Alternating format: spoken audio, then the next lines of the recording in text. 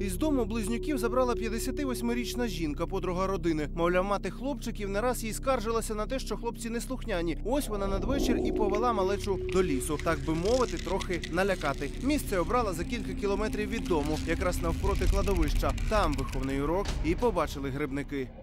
Жінка прив'язує дитину до дерева, в дитини петлі на руках, рот заклеєний скотчем. А чим вона прив'язана? Вірьовка біліва. Білого кольору. Білого кольору, біліва вірьовка, руки зав'язані і назад. Так, куди? Отак він стояв і скотчем закритий рот. 26-річна мати хлопчиків, окрім братів, сама виховує ще й наймолодшу доньку. Мати запевняє, няня не могла нашкодити близнюкам, бо доглядає їх майже від народження. Я обращалась за помощью, потому что, она единственная, кто могла. Действительно, была помощь. И просто получилось цей раз, що, может быть, состояние афекта, может быть, бабуся хотіла якось кардинально вже змінити ситуацію, щоб вони реально, боялися чогось. Знаєте, як кажуть, тебе прийде і там забере домовий або барабашка. Понімаєте, різними способами є до дітей підходити. Молода матір 3 дітей щиро вважає, ображатися хлопчикам немає за що. Ніхто це насильно не робив, ніхто їх не обідав, ніяких на них ні побоїв, ні шрамів ніхто не знайшов. Просто, чесно, вийшла абсурдна ситуація.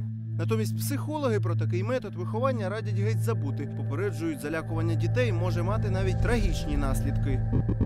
Ребенок, следовательно, понимает, что он нежелательный гость на этой планете, в этой семье, и в целом, как человек, он не нужен.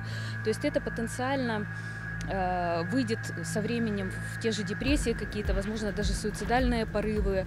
Діти начебто почуваються нормально. Після бесіди з психологом їх повернули додому. А от сусіди родини ситуацією шоковані, адже цю сім'ю знають як цілком благополучну.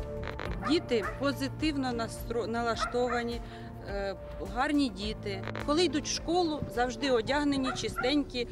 Каміла то взагалі в садочок, із садочка йде чистенька дівчинка. Щоб сказати, що це не благополучна сім'я, такого ні. Після розмови з психологом дітей повернули додому, але поліція все ж таки продовжить шукати винних в інциденті. А горе-виховательці за такі уроки може загрожувати до 5 років тюрми.